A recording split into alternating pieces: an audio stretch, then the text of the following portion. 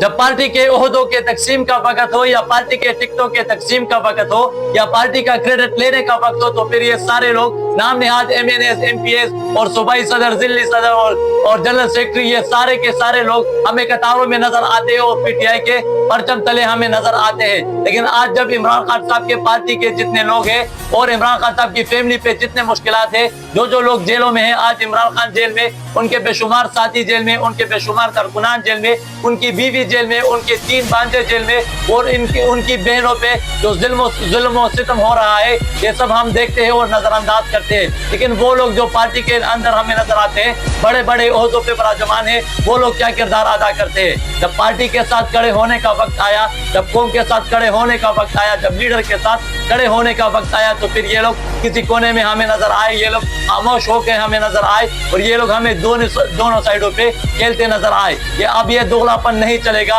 अब कौम को खुद आगे बढ़ना होगा, कौम को खुद इस तहरीक को लीड करना पड़ेगा, कौम को खुद रहनुमाई करनी पड़ेगी और इस नाम निहाद मुस्लिम लीडरशिप से जान छुड़ानी पड़ेगी, क्योंकि अब फैसले सड़कों पे ही होने हैं, इंसाफ सड़कों पे ही मिलना है।